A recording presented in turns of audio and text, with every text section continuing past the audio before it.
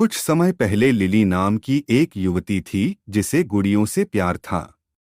उसके माता पिता अक्सर उसे एक दूसरे को लाते थे जब भी वे अपनी गतिविधियों से वापस आते थे।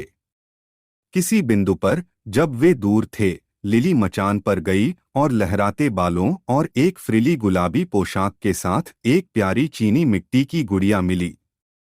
लिली उत्साहित थी और दिनरात गुड़िया के साथ खेलती थी।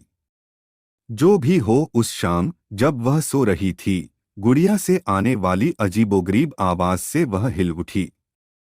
उसने उसे जगाया तो पाया कि गुड़िया अपनी मनमोहक आंखों से उसे देख रही है। लिली ने चिल्लाने की कोशिश की, लेकिन उसके मुंह से कोई आवाज नहीं निकली। उसी शाम से घर में अजीबोगरीब चीजें होने लगीं।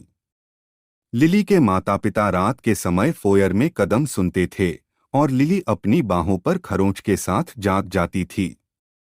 उन्होंने सोचा कि यह केवल उनका रचनात्मक दिमाग था जब तक कि उन्होंने किसी और की मदद के बिना गुड़िया को हिलते हुए नहीं देखा।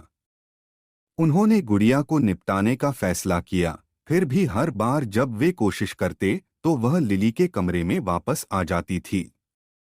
एक शाम लिली के पिता ने गुड़िया को पेंट्री में सुरक्षित करने का फैसला किया, लेकिन जब उन्होंने अगली सुबह इसे खोला तो गुड़िया कपड़ों के ढेर के ऊपर बैठी थी।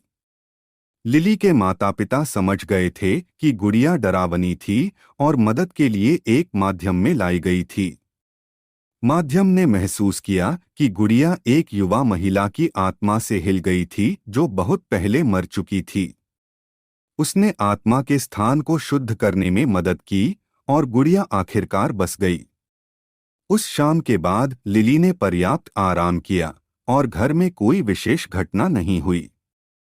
बहरहाल डरावनी गुड़िया की यादें उनका इंतजार कर रही थीं। एक अपडेट की सभी गुड़िया मूल रूप से उतनी ईमानदार नहीं हैं जितनी वे दिखाई देती हैं। देखने के लिए धन्यवाद। अधिक सामग्री के लिए लाइक और सब्सक्राइब करना न भूलें। अगले वीडियो में मिलते हैं।